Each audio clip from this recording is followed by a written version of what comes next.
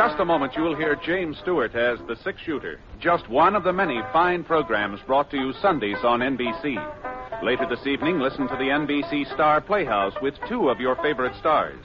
Hear Stroke of Fate and the story of what might have happened if fate had reversed historical facts. And be sure to keep tuned for the dramatic story of The Last Man Out. It's a wonderful lineup of great programs, all of them heard only on NBC. James Stewart as the six-shooter.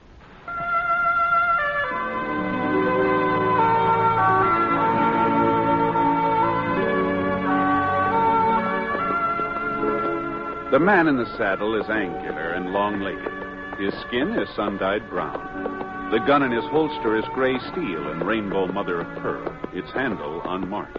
People call them both the six-shooter. The NBC Radio Network presents James Stewart as the six-shooter, a transcribed series of radio dramas based on the life of Britt Ponset, the Texas plainsman who wandered through the Western Territories, leaving behind a trail of still-remembered legends.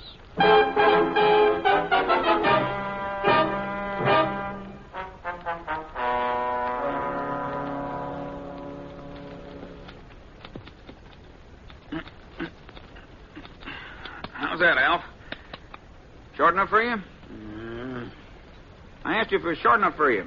Well, give me the mirror so I can take a look. There you are. Well?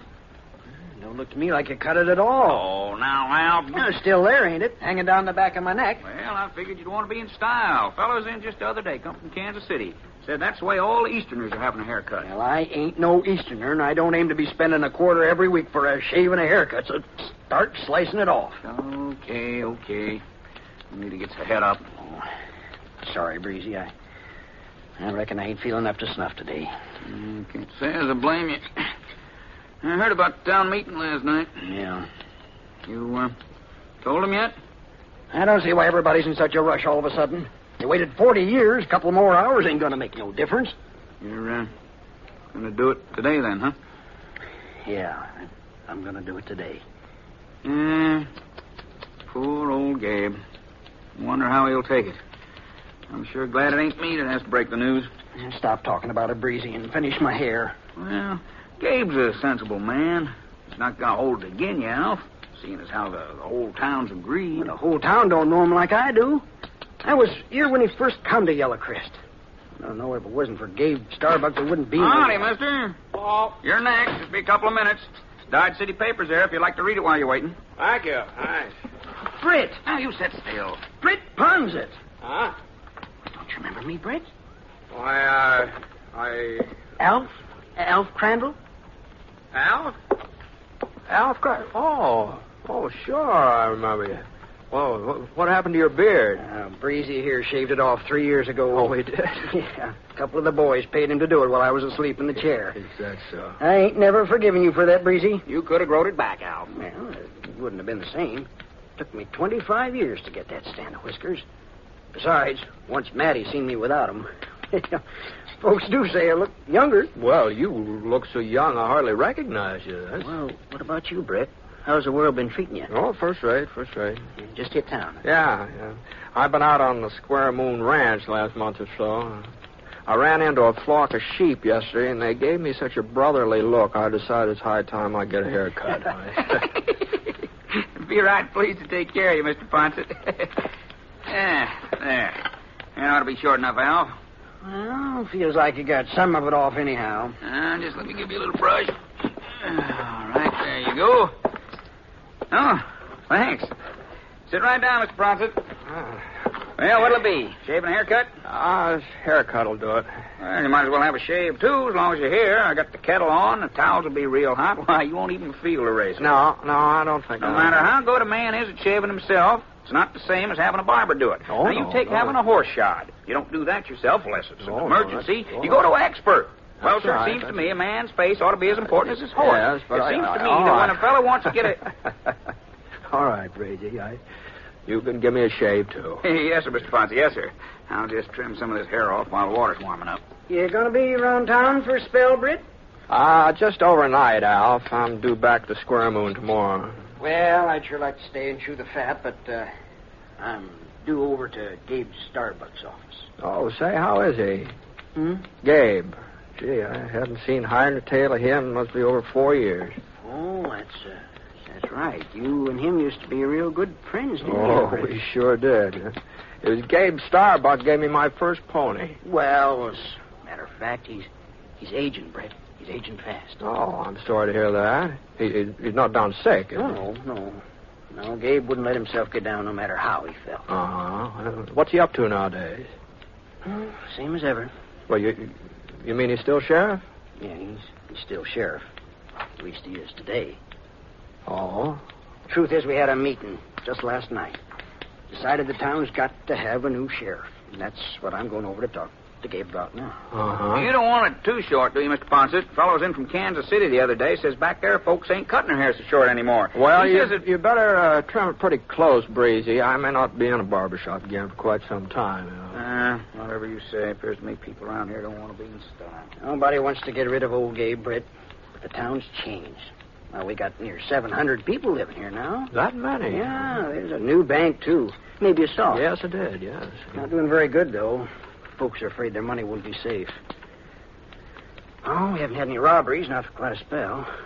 As long as Gabe's sheriff, well, there's not much he could do to stop an outlaw if one did happen to come our way. You know, old Gabe being so old and all. Mm-hmm, yeah. Doggone it, Britt. We all realize that we owe him an awful lot.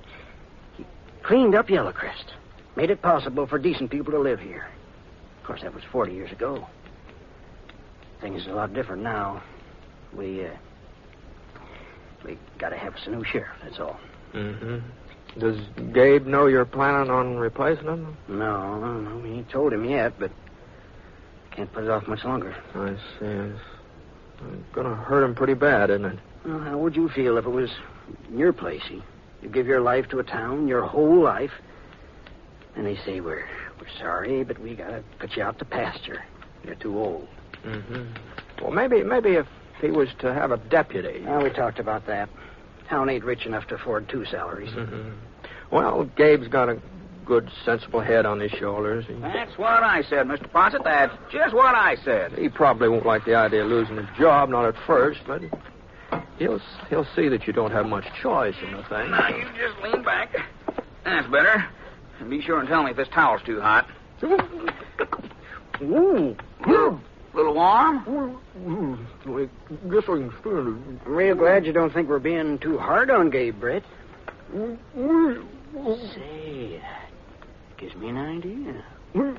Well, seeing as how you understand the predicament we're in, about Gabe, I mean, maybe you wouldn't mind sort of preparing him? No, wait, just a minute, Alf. Now, your old friend, you said so yourself. It'll be different having the news come from you. No, it's none of my concern. Here's another towel, Mr. Ponset. Now, just lean back. You're going to be seeing him anyway, Britt. Now, all you have to do is kind of lead the conversation around to him retiring, you know, lay the foundation, and then later on, when everything's... I won't do it, Alf. I won't do it. Now, you're just wasting your breath. You just... How in thunder am I going to get this lather on, Mr. Ponset, if you keep moving around like I'm that? only asking you to talk to Gabe because, well, I'm apt to say the wrong thing. You know me, Britt, always putting my foot in my mouth. And I'll hold still. Now, Alf, I tell you, you're not going to put... Ouch. Your own fault, Mr. Ponset. Now, I told you to keep quiet. He's right. Just sort of take it easy, Britt, while I sort of explain what I had in mind. And then if you still aren't willing...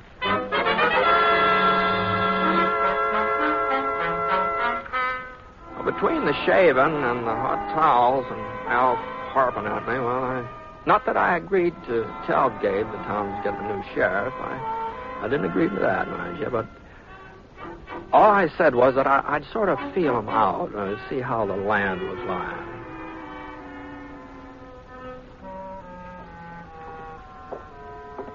Anyway, about 20 minutes later, I was coming along the boardwalk heading for Gabe's office. Huh. Well, it sure sounded like shooting to me. When I looked around, nobody seemed to be paying any attention. What's that? The fellows arguing politics over the post office steps. They didn't even stop to take a breath. And the ladies in Johnson's Mercantile, they went right on measuring yardage like they hadn't even heard it. Well, I was pretty sure where it was coming from now. It was right behind the sheriff's office. I opened the front door. No sign of Gabe. No sign of anybody, for that matter. And, then I saw him. Right through the back window. And I saw why folks hadn't been very upset about the gunfire. Gabe was having himself a little target practice out there, aiming at a tin can sitting on a pile of lumber. It had just been 4 years since I'd seen him last, but, he looked good 10 years older.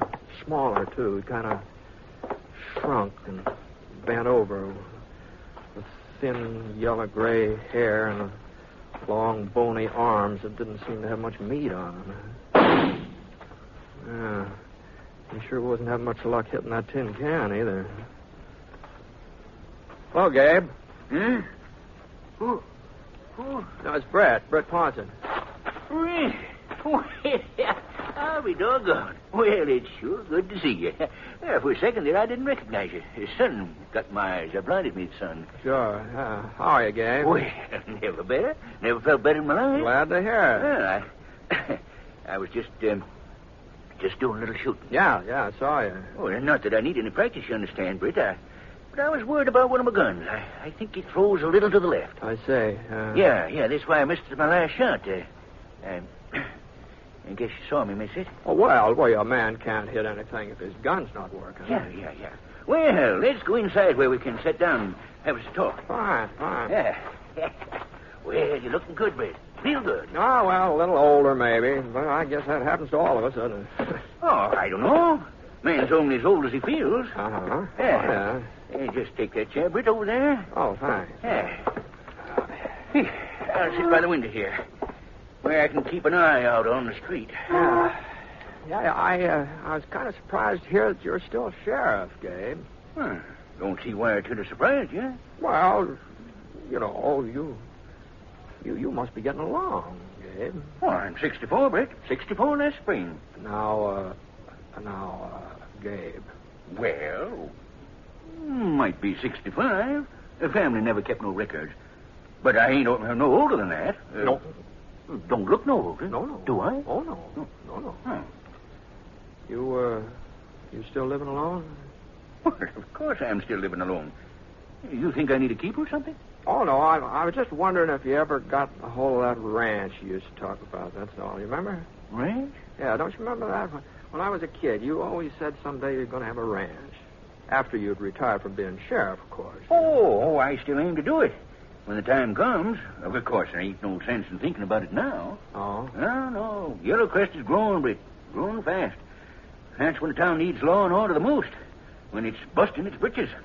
And seeing as how I'm the only experienced lawman in these parts, well, it's my duty to stay on the job. I owe it to the folks here.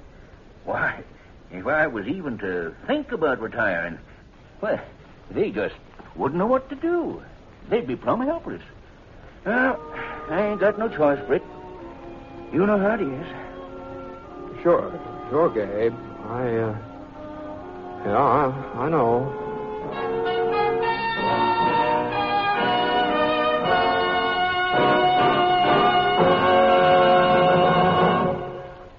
We'll return to James Stewart as the six-shooter in just a moment.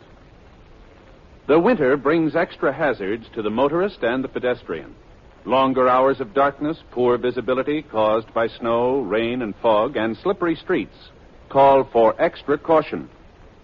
The National Safety Council urges that for safety, every motorist should always adjust speed to road and weather conditions.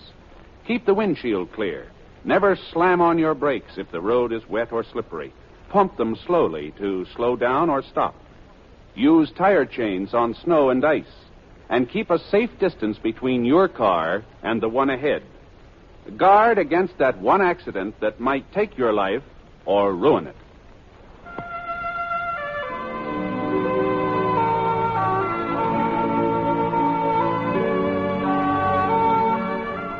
Now, Act 2 of The Six-Shooter, starring James Stewart as Britt Ponset.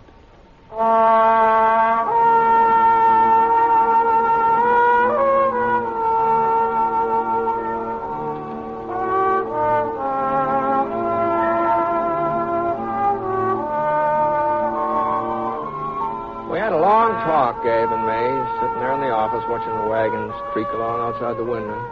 I guess we about covered everything. Folks we'd known, old times. The only thing we didn't discuss was Gabe's retiring from sheriff.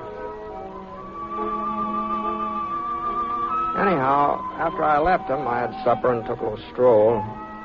Oh, it must have been about 9 o'clock when I got settled down for the night in my room in the Parker Hotel. The bed was real comfortable, a lot softer than those bunks out at Square Moon Ranch. Maybe that's why I had so much trouble dropping off to sleep. Yeah? Yeah, what is it? Alf Crandall. You asleep, Brett? Oh, no. Come on in, Al. Oh, come on in. I'll just get this lamp turned over here. There we are. I didn't mean to wake you. Ned Parker told me you only turned in a few minutes ago. Yeah, I'll pull up a chair. Yeah, thanks. You know, I was looking for you this evening after supper. Well, I went for a walk. Oh? You were right, Alf. Yellow Crest sure has changed. That's a fine new church going up there by the creek. Yeah. Well, what I wanted to find out, Bet, was whether you talked Lots to of new Gabe buildings over south, too. Mighty fancy houses there. Some of them look like they're going to be 2 stories high Brett. over there. Yeah? How'd he take it? Why, how did he take what? Oh, you mean Gabe? Well, who else would I mean? Well? Well, I didn't tell him, Alf. Huh? I told you I couldn't do it. I just couldn't do it. I don't blame you, Brett. I shouldn't have asked you in the first place. It was my job. I did kind of hint around once or twice, but I could see what it did to him. Just the idea of not being sheriff anymore. It's all he's got, Alf. He doesn't have a family and kids to worry about. Gabe's the sheriff of Yellow Crest, and if he ever stops being the sheriff, he won't be anything. I know, Brett. I know, but what can we... What's that? The alarm bell. Must be a fire, I reckon. There's Mark Fawcett running down the street there. He'll know. Doggone this window. Stuck tighter. Mark! Mark, up here, Mark!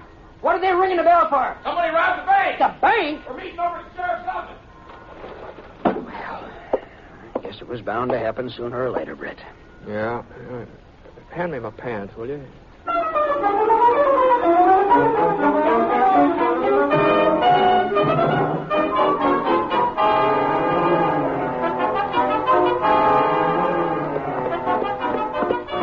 bell was still ringing when Alf and I rode up to Gabe's office. Everybody in town must have heard of it by now. There were 10 or 12 men standing around the streets, others coming up from all directions. Gabe was standing right by his horse, right in the middle of things, taking charge. Well, there wasn't much doubt about it. He was still sheriff of Yellow Crest. Red, you boys know Britt Ponce, don't you? Yeah, what happened, Gabe? Well, it was just an accident. I seen him. An accident, pure and simple. They was riding out of the alley from behind the bank, giving the horses a spur. Couldn't get a look at their faces, but the way they was riding, that made me suspicious. Uh-huh. So I thought maybe I ought to see if everything was all right at the bank. Went around to check. Back door was broke open, wide open. People scattered around inside. Jim Waterby's over there now trying to find out how much they took. You try to follow them, the outlaws. Well, they was gone before I knew they was outlaws. Before I knew for certain, that is.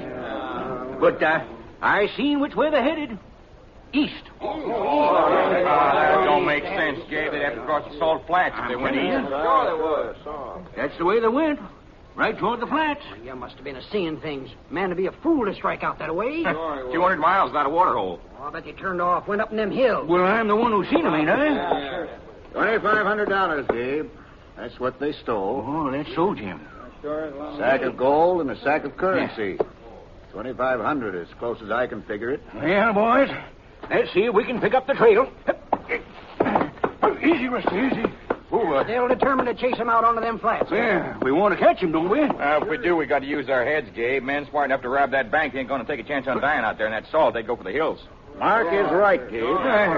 You tell me I can't believe my own eyes. Well, it was pretty dark. Maybe you got confused. Maybe it looked like they was heading east. Now, we're only wasting time arguing with him. Let's go. I'm the sheriff of Yellow Crest. I'm running this posse, ain't I? Gabe, we're riding toward the ridge. All right. Come on, Rusty. Come on. Gabe! Hey, Gabe! You can't stop them, Brett. When he gets his mind set, nobody can stop him. Guess this just proves we was right about Gabe. He ain't up to the job of being sheriff no more. Yeah, I guess you're right, sure. Okay, boys, I'll lead the way. Hey, come on, this Britt. Oh, you got enough man without me. Suit yourself. I watched them wind along toward the rise of the purple hills west of town. After a couple of minutes, the night swallowed them up, and the hoofbeats trickled off into silence. All right, Scar, come on. I turned Scar east. It wasn't like Gabe to be stubborn about something as important as a bank robbery. Oh, I'll grant you, it didn't seem very sensible for a couple of bandits to take off across the salt flats. And Gabe's eyesight wasn't what it had been once, of course, but I just couldn't believe he'd be dead wrong. Scar threw up his head when the smell of salt hit his nose. He sure didn't like the idea of walking out into it. Easy, boy, easy now. Easy now. We're not going very far. Come on. Come on now. Nothing but white as far as you could see. Stretched out taut like a cavalry blanket. White salt picking up the moonlight and bouncing along ahead of us. The funny thing, though, there was only one set of hoof prints out there on the flats. Well, about 10 minutes later, I spotted Gabe. Oh, boy. Oh, boy. He wasn't riding very fast, so I slowed up. I figured it was just as well Gabe didn't see me. I didn't want him to think that I'd tagged along because I was worried about him, you know. And then the darndest thing happened. He swung his horse around and started backtracking. Here, boy. Come on. I eased Scar over behind a couple of gray boulders so we'd be out of sight, and Gabe came right toward us. At first, I thought he knew where we were. Then he turned his horse again and walked him out in the salt. For a couple of minutes, I couldn't figure out what he was up to. It seemed to me like he was just wandering around, no purpose at all. And then the next thing that happened was even stranger yet. Gabe jerked his gun out of his holster and began firing. But he wasn't aiming at anything. As far as I could see, he was just shooting up into the sky. Yeah, he let off 2 or 3 more shots and wheeled around and galloped past me on his way back to town. And I saw him reach in his saddlebags and bring out a couple of cloth sacks and hook them over his saddle horn. They were the kind of sacks banks used for carrying money. Well, there just wasn't any doubt about it now. The story of that bank robbery was something Gabe had made up out of whole cloth. Oh, somebody had broken into the bank, all right. Well, it wasn't an outlaw, though. It was Gabe. Well, I waited maybe 15 minutes. Then I heard the alarm bell start off again.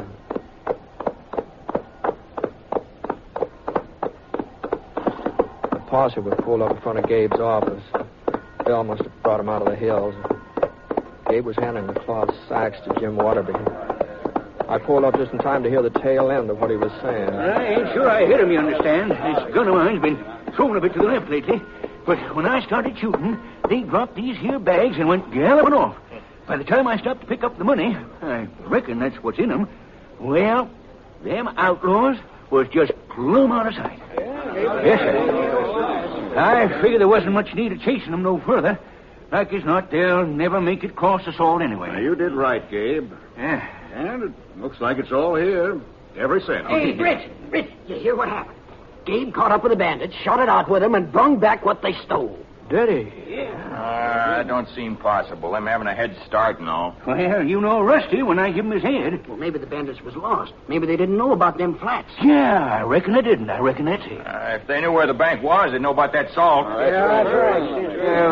What are you getting at, Mark? I don't know. There's something funny about this. There's 2 of them, you said, huh? That's right. 2 of them against you? Well, what's so funny about that? Many's the time I shot it out with more than 2 men. Let's ride out there, boys, and have a look around. Well, whatever you say, Mark. Sure. Hold on a minute. I think maybe I can save you a trip. Huh? The fact is, I was following Gabe. Yeah, I followed him right out on the flats. What? Oh, I know you didn't see me, Gabe. I was behind you, but I could see you just plain as day. Now, Britt, you got to let me... You mean you seen the gunfight, too? Listen to me, Britt. Listen to me. Was he telling the truth, Britt? Yeah, that's right, was it? Well, I'll tell you one thing. I never saw a fight like that before, not in my whole life. Really? What about the bandits, Brett? You get a chance to recognize them? No, I'm afraid I didn't. You didn't stick around, eh? Once Gabe started shooting? No, Well, as a matter of fact, when Gabe was through shooting, well, it was like they hadn't even been there. No. I'll be darned. Mm-hmm. That's what it was, all right. Just like they hadn't been there at all.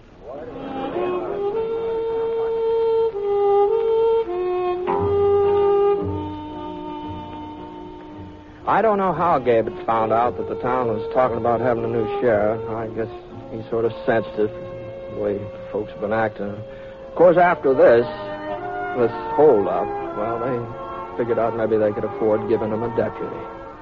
Jim Waterby, that's the banker. He put up part of the money, and then they didn't have much trouble raising the rest. I had a little talk with Gabe just before I left town. We didn't mention that night out on the flats, neither one of us. But he did give me his word that the next time there's any trouble, well, he'd let his deputy do a good share of taking care of it. But the way things worked out, though, there haven't been any more robberies in Yellowcrest. Not one single solitary robbery. They say it's because of Sheriff Gabe. Outlaws just don't want to tangle with him. They all must have heard about what happened that time a couple of them tried to hold up the Yellowcrest Bank.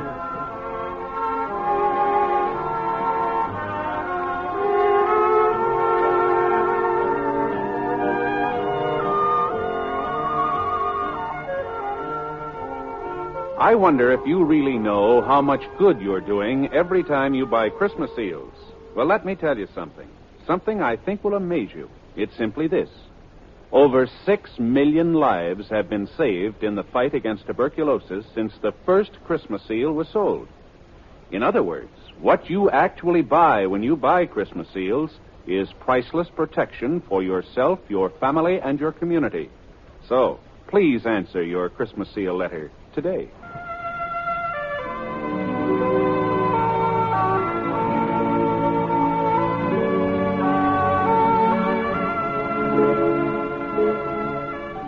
The Six Shooter is an NBC Radio Network production in association with Review Productions.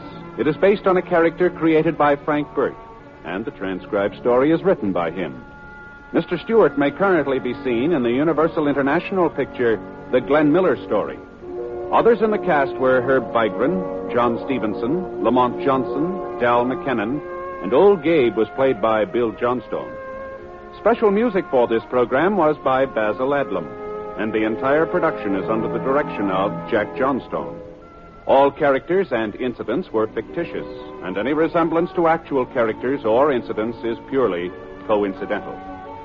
And now, from all of us who each week bring you the Six Shooter, a special salute to NBC-affiliated station WGBF, Evansville, Indiana, on the occasion of their 30th anniversary. Happy anniversary, WGBF, and best wishes to all of your listeners. This is Hal Gibney speaking.